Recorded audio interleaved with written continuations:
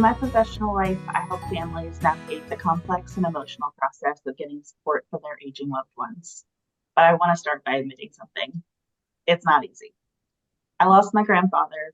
I called him my pap in 2017. It was every family's worst nightmare, an accident that happened in my grandparents' home. And since then, we've been trying to convince my Grammy to accept a little bit of help. We've nudged, offered options, explained how to take off her plate, taken her for tours of senior living communities, suggested options in her hometown, in a bigger city, near where my mom now lives here at the beach in North Carolina, but she's firmly, passionately against all of it for years. As someone who guides other families through this every day, it's been frustrating. I know what help could do for quality of life. I know how support could extend her autonomy, not take it away, but I couldn't get it through to her until about 6 weeks ago. We were talking on the phone, and I was walking her through the kinds of things an in-home caregiver could help with, kind of talking about my job and what I'd been through that week. She was not so politely dismissive. Grammy has a bit of a feisty streak, until I said, someone could come by your house a couple times a week and curl your hair. And she kind of lit up. This is something she hasn't been able to do for herself in probably a decade. She paused and she looked at me and she said, "They do that?" And I said, "Yeah, absolutely they would. We do it all the time. They'd help clean out your closets, drive you to appointments, sit with you and keep you company." Something shifted in her in that moment, and she agreed to let us schedule an in-home assessment with a local company. She has a caregiver now who comes twice a week. She's thrilled, looks forward to it. They cleaned out her pantry. They're working on her closets. And I realized, of course, I know it's not about logistics and logic, but for her, it was really about keeping the parts of herself that matter the most intact. And that conversation really reminded me of something I've always believed deeply. And it's that we tell new parents all the time that it takes a village. But we stop saying that to people in middle age and beyond. And the truth is, it still takes a village, especially when you're caring for your parents, your kids, and trying to hold everything together. Well, hello, this is Don, Gina with Focused Healthy Family. and this is podcast number 179. And we're talking with Megan Baldoria. Is that correct in saying? Baldoria. Baldoria, okay. Business Development Manager at BrightStar Care. Megan joined BrightStar Care as a Business Development Manager, bringing with her a strong background in sales and marketing within the senior living industry. Originally from Martinsburg, Virginia, Megan holds a bachelor's degree in biology from West Virginia University, where she initially pursued a path to becoming a physician. However, her passions for making tangible differences in people's daily lives led her to fulfilling a career in senior care instead. Since relocating to Charlotte metro area in 2017, Megan has demonstrated a commitment to improving the lives of seniors by building relationships, enhancing community outreach, and driving occupancy in various retirement communities. Her transition to BrightStar Care reflects her dedication to expanding her impact on the home care side of the industry, where she aims to bring the same level of care and commitment to clients and their families. On the outside of work, Megan enjoys traveling, riding horses, kayaking with her husband and their dogs. Her guiding principle is rooted in the belief that everyone deserves compassionate and personal care, no matter where they call home. And so, Megan, welcome to our podcast. So we're really glad you joined us. Thank you. Yeah, Thank you both for having me. I love your story, and it just speaks to, as an occupational therapist, I'm always looking to engage with people in meaningful and purposeful activity. And that's amazing that you connected because having someone to curl her hair was something of value to her, and that got her to bring down those barriers to be more open about having help.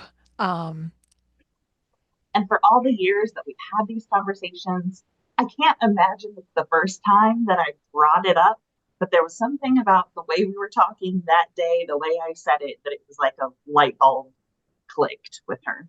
And the way you described in the story, you kind of said that first, which may have been the difference. She That hadn't tuned me out yet. Yeah, exactly. I mean, because you put blocks up and things. Oh, she's going to give me this lecture again about having help. I don't want people in my house, blah, blah, blah. And oh, someone helped me curl my hair. I mean, um, I've been looking for that for a long time, and it just doesn't seem to affect me, but I'm glad it did for her. it's curling mine wonderfully.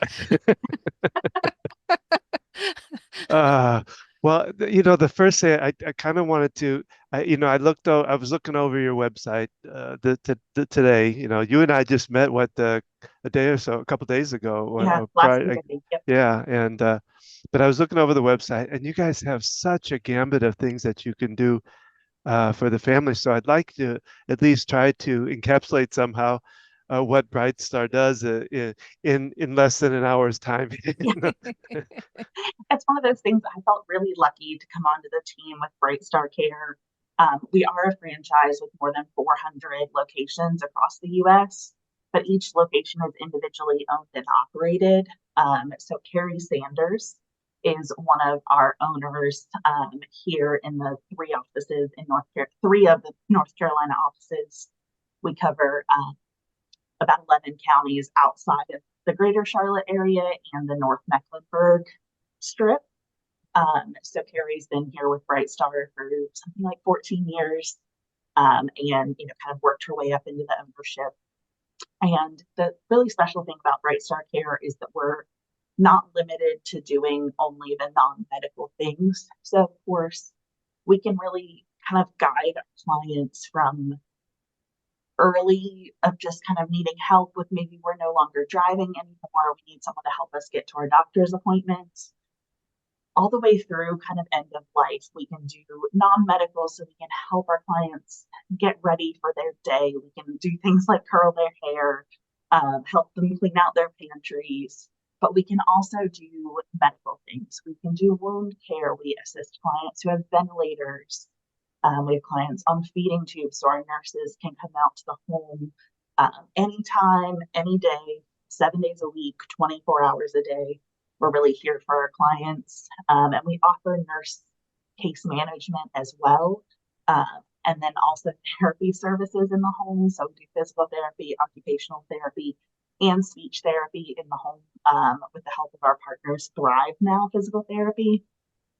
So we're really, when somebody gives us a call, we're able to kind of do everything for them. We partner really well with palliative and hospice care groups as well.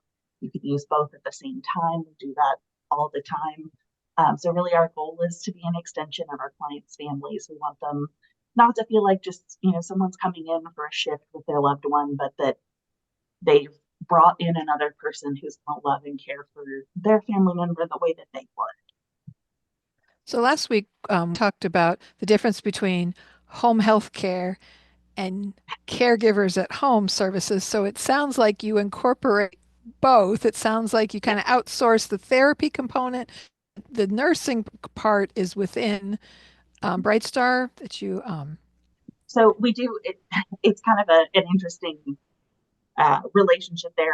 Thrive Now, they work out of the same office that we do. They have the children's therapy clinic even here in our office as well. So while they're technically two separate companies, we kind of function as if it's all in-house. Everybody's here together physically. So the interdisciplinary teams work really well together.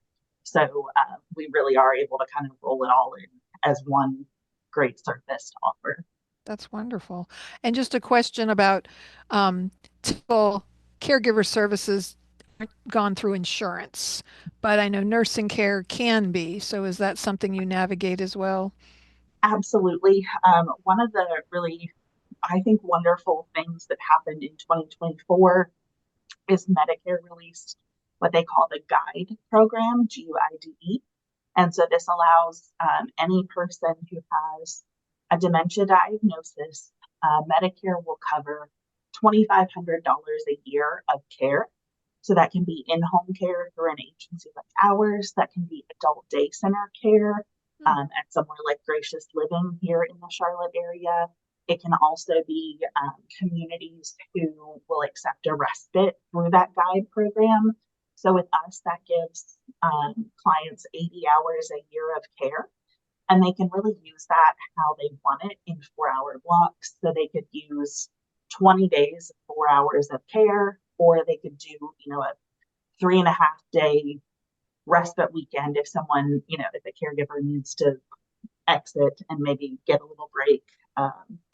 So that is, while most insurance doesn't cover the caregiving piece, we are starting to kind of see a little bit of that change with things like that guide program. So I'm excited for that. Yeah, I didn't even know about that. I work in an independent living community right now, and many people need caregiver services. So I need to research that some more because costs is often an issue. And Absolutely. and I know like if they have need skilled nursing care, do you guys handle, billing insurance with that? Yeah, absolutely. So we're typically, for most of our skilled nursing, is typically private pay. We do work with some insurance companies. It just depends on the coverage and that kind of thing. So, One of the things you asked is, what are some of the hurdles that people run into when they're really, that well, if one, we always like to start early with this and but once they've decided something, they need something, what kind of hurdles do they run into when they do that? So I think most of the hurdles people run into tend to be emotional. And the first and largest one that I personally typically have seen is guilt. You get adult children who say, well, I promise never to put mom in a facility. And first of all, those of us who work in this industry hate the word facility. We prefer community or home, or whether it's a spouse who feels like it's their responsibility to take care of their partner, no matter how difficult that becomes. We see this especially in between couples where a husband feels like, I married my wife, she took care of the kids, and now we're in our aging years and she needs help and I should be able to do this.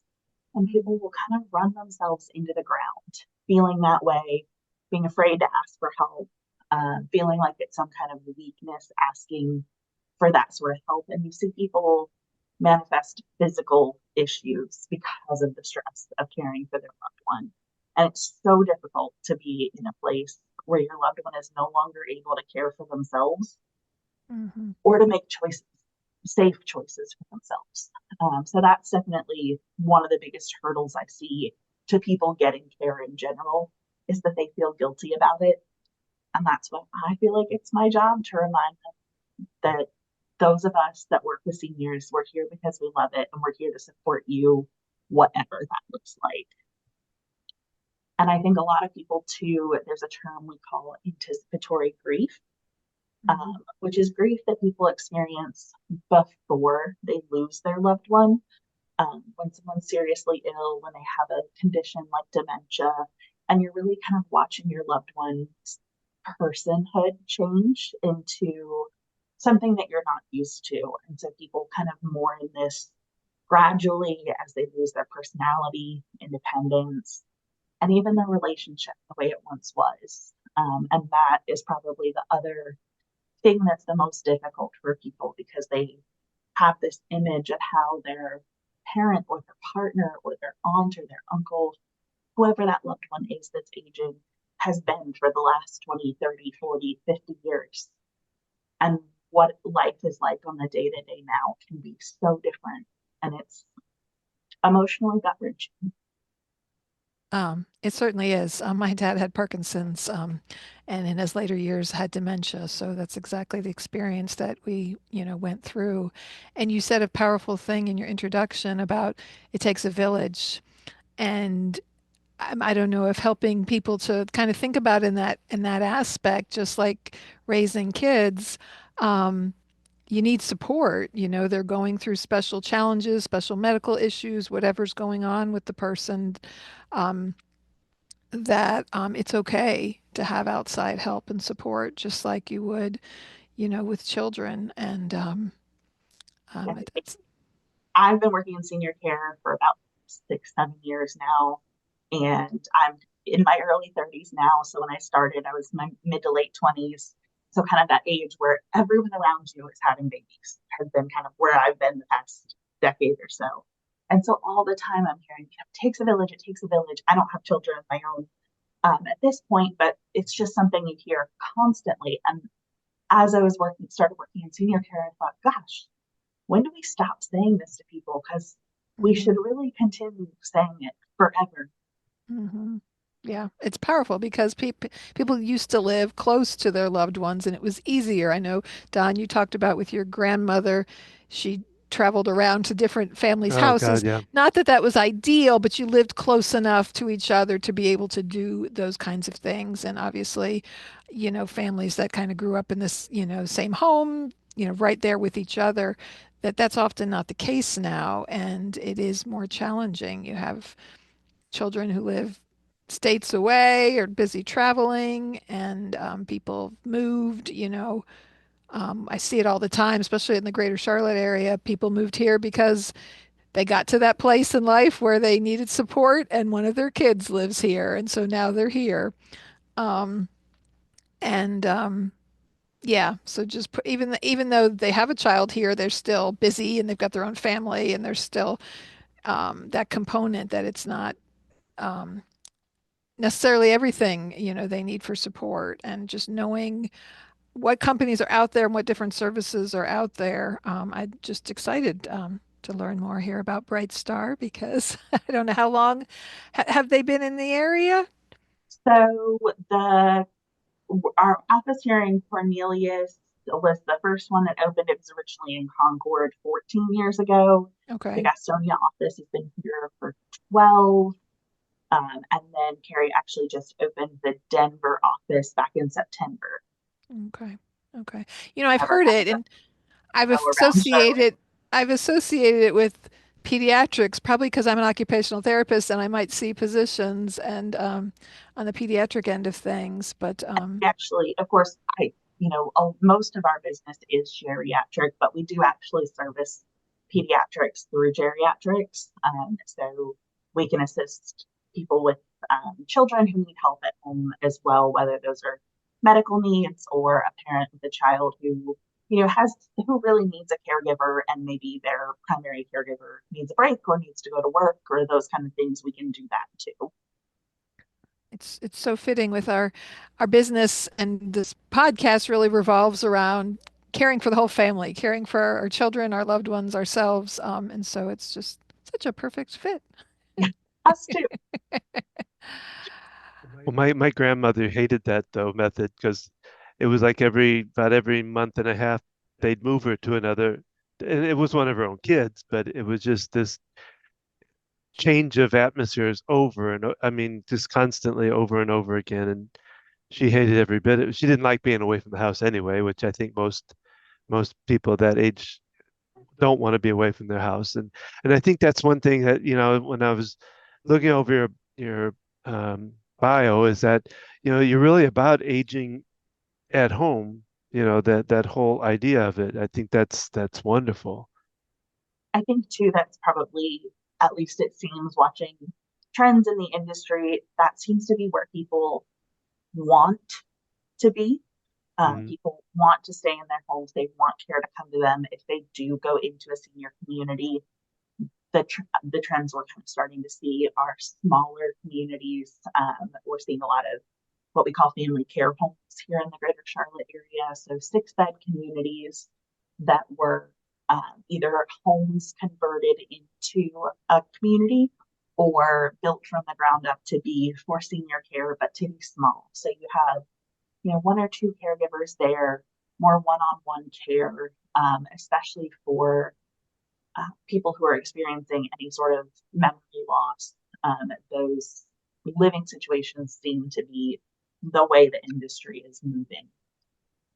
When I think even we've been looking a lot into even technologies and things like that are getting more and more wanting people to be at home and doing the technologies that can keep them at home. Do you guys do a lot with technical things with So we don't, I think we're kind of starting to see that through the industry in general. I know there was a program when I was working in communities that was called Safely You, and it was essentially a video camera system that was in our apartments in our dementia care unit. And essentially, the cameras could tell if a person had fallen. And what they would do is they only recorded during a fall. So they would essentially back up, record for a few minutes, and then they would call the community. And that way somebody would answer. It would say, a resident in apartment 16 has fallen. The caregiver could go in, check on the person, and then also review the footage to see what caused the fall. So I think we'll start to see a lot more programs like that, and they worked really well. I was back in we called it Revere community where I worked, and I had gotten down on the floor to get something, to pick something up, and the community got a call that someone was on the floor, and it was me. That's funny. I love that technology because, yeah, I work with patients all the time, and a lot of times because they fell and they don't remember exactly what happened. So that's kind of a neat ability to kind of see what,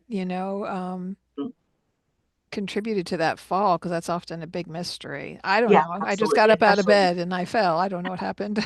especially people with dementia that, I don't know, I found myself here on the floor, and there's Yeah. really, it could be, I mean, we couldn't have rugs on the floor in the community, but especially in a home setting, it could be the foot on a rug, or, whatever, slipped on a dog toy, whatever it may be. And sometimes that thing has moved, or you've crawled somewhere else, and that's not even actually where someone fell.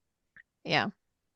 Um, Well, just kind of, we kind of talked about it, but you can, for instance, like you have medical staff that you can even take care of medicines and all of that with, so that because you talk about, Gina, that it's stacked up in a lot of the places you've gone, well, the other caregiver agencies that are non-medical, I have family members who don't understand that they're not filling up their pill cases and they're not handing them their pills. They're just checking in. Have you taken your medicine? The good ones will actually look in the pill case and see.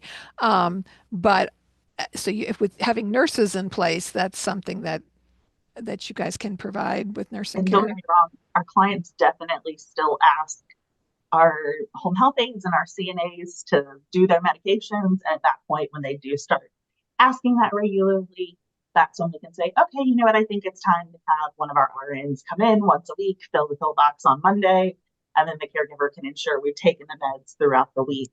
And then all of our care plans for our clients, there's RN oversight there, a director of nursing. We have one for kind of each territory and a half, and both of their first names happen to be Jessica, but so the Jessicas keep up with those care plans, and go out and reassess every 90 days. That way we can ensure that if there's been any sort of status change for any of our clients, our nursing team's really on top of it, as well as any visits to the hospital. We're going back out for a reassessment to make sure the care needs haven't changed Sure. for client. So on that note, tell us a little bit what it looks like if someone wants, like, your grandmother agreed to that assessment. So what does that initial assessment look like for the client? So at BrightStar Care, we call it our living room visit. Um, so we can typically get those scheduled within 24 to 48 hours, or as far out as the family needs it. And so we come into the home. Of course, we want the client there that we're going to be caring for, and then any of their loved ones that want to be present, who are a part of their day to day, can absolutely be there to learn. And our one of our nurses typically starts by getting a good medical history, a good social history, talking about what that client really wants done in their home. And then we do the kind of paperwork part. If a family has already decided that the right group for them, then they go ahead and sign all the good stuff there. And we talk about when they'd like to get started. And we can typically get care started again within about 24 to 48 hours. And if they haven't decided yet, then we leave them with their little book of bedtime reading, as we call it, that has all the information on BrightStar Care, as well as just fun information for people to read through when they can't sleep. And then they typically will give us a call back and say, you know what, we think we'd like to move forward with you. And that's when we do the paperwork and get care started. But so it's a pretty simple process from phone call to care start. And then that form covers all areas of what you do. I mean, it covers the therapy, the anything. Does it assess then what that they need occupational, or that they need the what they thrive, or one of those to come in, or any of that? So yes and no. The RN makes her suggestions with that assessment. But so for anything that's skilled, we need a physician order. Mhm. So if we want therapy, occupational speech, if we've got some wounds that need care, we'll talk through those things that the family wants to have done in the home. And then either they can reach out to their physician or we can reach out to the physician on their behalf to get orders for those things, just to make sure that we know everything we're doing is exactly correct the way the physician wants it to be done. And then we can move forward with skilled nursing care. And is there a typical amount of time that you spend with the patient? Is it like every day, or I guess it depends on the assessment, or? It depends on what the client wants. So we spend as little as 1 hour with our clients. We don't have any hourly minimums up to 24/7. So we have some clients where really we just see them to take them to appointments, to take them to groceries, for errands. So maybe we see them once a week. We have other clients that we do 24/7 care for. So it really just kind of depends on what the client needs and desires.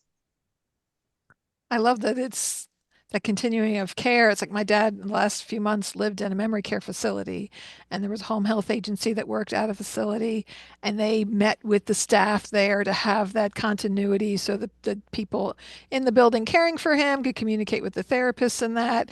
And so this is a very unique situation that you have that has that ability to communicate across those lines because you don't typically see that. Someone pays for a caregiver and then they have therapy services coming in and it's They've sort got of wound care coming in here. And so, and right. a lot of times that falls on that caregiver who's trying to get a little bit of respite, who's Hmm. trying to get a little bit of support. And then they have to worry with coordinating 3 different care providers. And Sure. so at least here it's all one phone number. Yeah. By the way, we lost it. Did you lost consciousness or something? I don't know. Um, We have your list of I thought you were going to lead more. That's why I was waiting. questions. So yeah, no, I just, it's great learning about the service and to, our listeners out there who are juggling this to know. And there are smaller agencies, but there's a minimum often. And we talked about that last time when we interviewed Stewart. Stuart, um, that smaller companies because people want to work a set number of hours. They don't want to just work an hour here and there.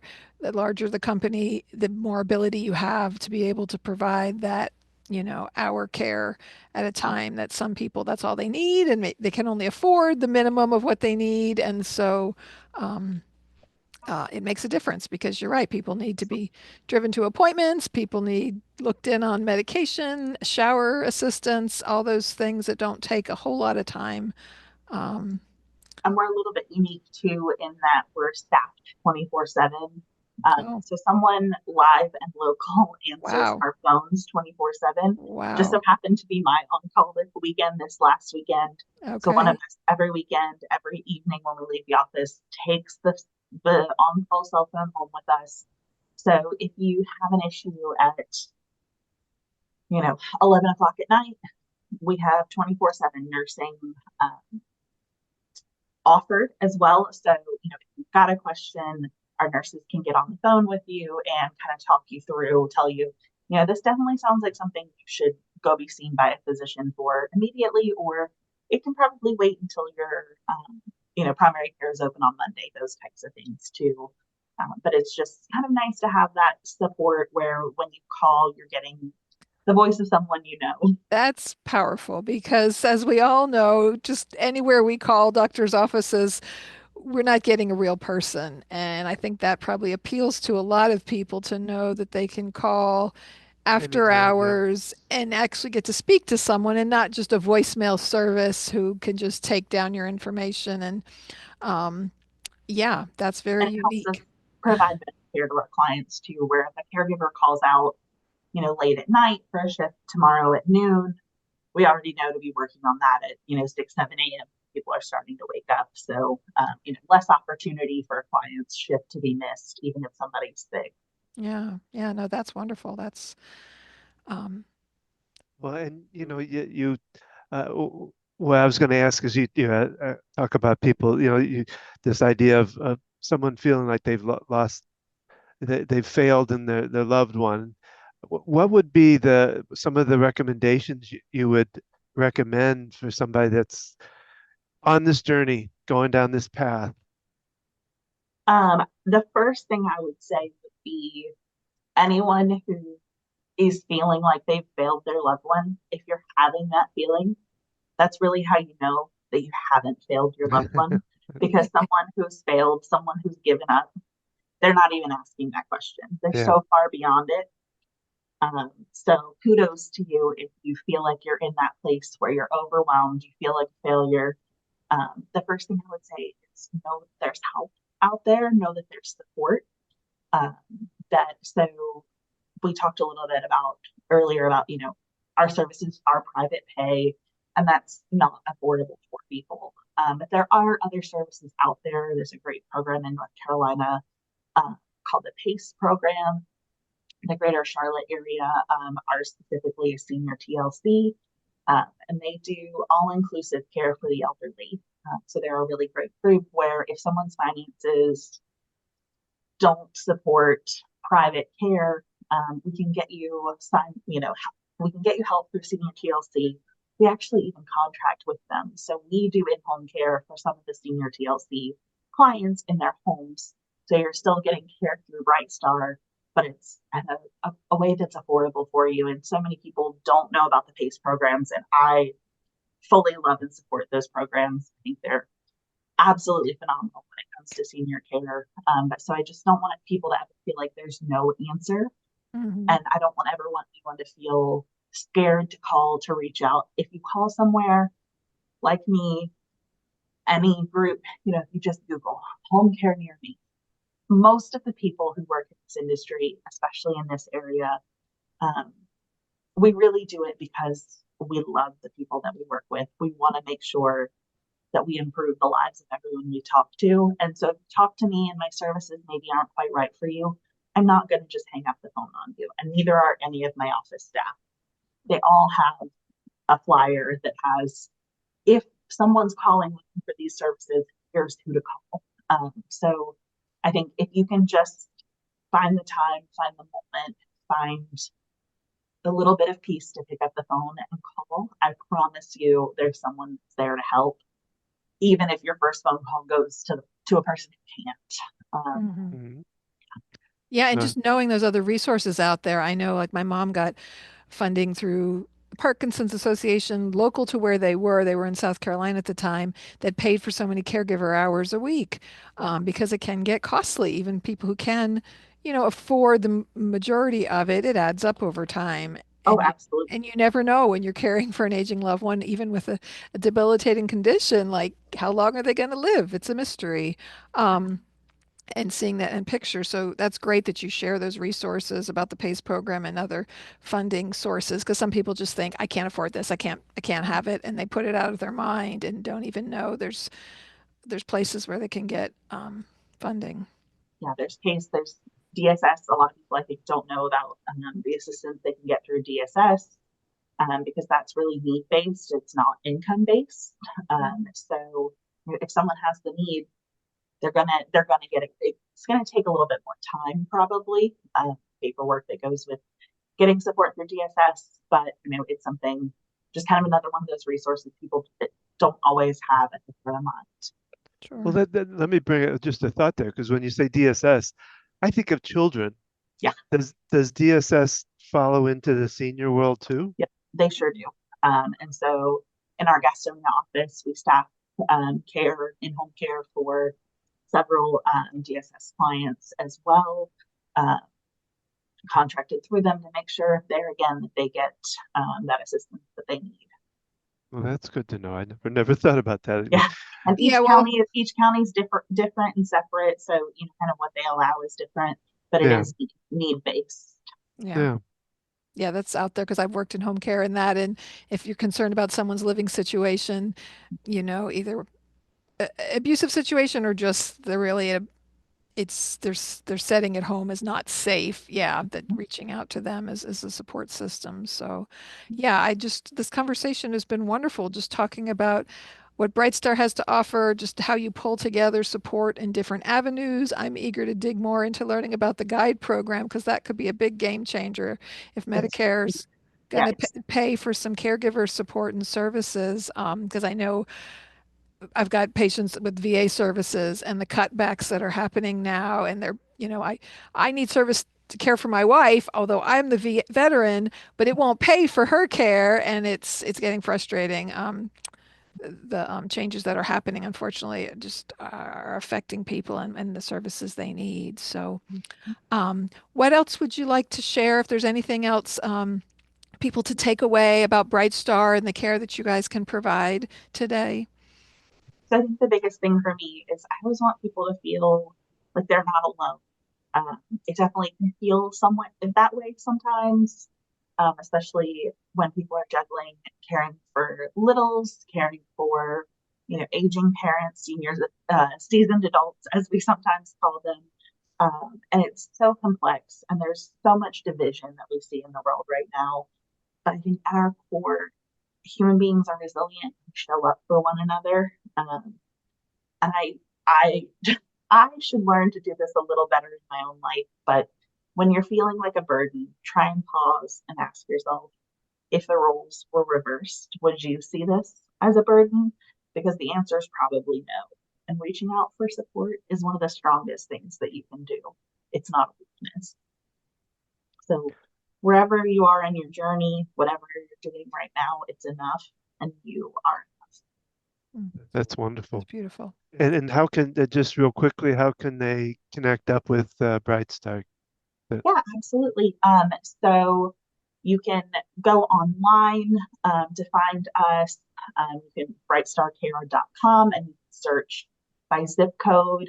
You can also reach out to me by phone, by email, even if, like I mentioned, BrightStar Care, we are a franchise. So if someone's not is in one of the other local franchises, I can also get you connected to those people. And we'll put all that up on the description too. So, but just wanted to kind of share that. But we really thank you. This I've learned a couple of things just this today alone, which we try to do every day when we do this. But this is great, and the story you told was wonderful too. That I hope your grandmother continues to go down the road of healthcare that she needs and all that. It's, and it's wonderful that she has you to help provide that support and do it in a way that worked for her because, yeah, that resistance can be um, so powerful. So thank you again for being here today and joining us. And we thank our listeners for joining us. I hope you enjoyed this podcast today. We'd love to hear from you. We'd love to hear comments and feedback. If you've enjoyed this interview today, let us know and let us know other topics that you'd like us to cover. Please check out our website at focusedhealthyfamily.com. Learn how we can assist you on caring for your aging loved one. Every Tuesday night, Don does his EFT tapping via Zoom, so 7 p.m. Eastern Standard Time. You can learn about what EFT tapping is and join in on that experience. You can see this as well on our website.